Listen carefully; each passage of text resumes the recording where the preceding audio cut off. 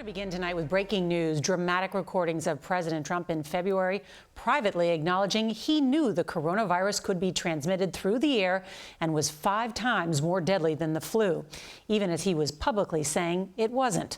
The blockbuster recordings are just some of the revelations in the new book, Rage, by Bob Woodward, which contradict the president's statements to the American people and tonight are threatening to upend his re-election campaign.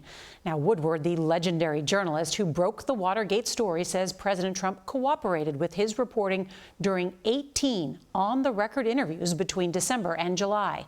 But tonight, the president is calling the book a political hit job and saying he only downplayed the danger from the virus because he didn't want to create a panic, while his rival Joe Biden is calling the decision to withhold information a life and death betrayal of the American people. Now, as we come on the air tonight, the coronavirus has killed more than 190,000 here in the U.S., and there have been more than 6.3 million confirmed cases nationwide. So as you can see, there's a lot of reporting to get to tonight, including Bob Woodward's first interview about this new book with 60 Minutes. But we're going to begin tonight at the White House, where CBS's Ben Tracy is going to lead off our coverage. Good evening, Ben. Nora, good evening. The White House is in full-on damage control mode tonight after these revelations about what the president knew and what he told the American people. And it's all on tape. President Trump told Bob Woodward on February 7th, before any known American deaths from the virus, that he knew COVID-19 was airborne and a deadly threat. You just breathe the air, and that's how it's passed. And so that's a very tricky one. That's a very delicate one. It's also more deadly than your strenuous flus. This is deadly stuff. 3 weeks later, President Trump told the American people a totally different story. It's a little like the regular flu that we have flu shots for, and we'll essentially have a flu shot for this in a fairly quick manner. Then on March 19th, with nearly 200 Americans dead, the president admitted to Woodward in audio obtained by the Washington Post that he deliberately misled the country about the danger. Well, I think, Bob, really, to be honest with you, sure, I want you to. I wanted to always play it down. I still like playing it down. Yes, because I don't want to create a panic. Stay calm. It will go away. You know it is going away.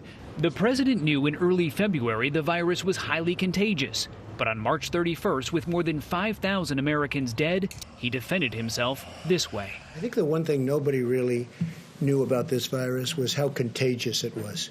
It's so incredibly contagious, and nobody knew that. Today, President Trump claimed he was just being a good leader by not creating fear. And certainly I'm not going to drive this country or the world into a frenzy. We want to show confidence. We want to show strength. We want to show strength as a nation.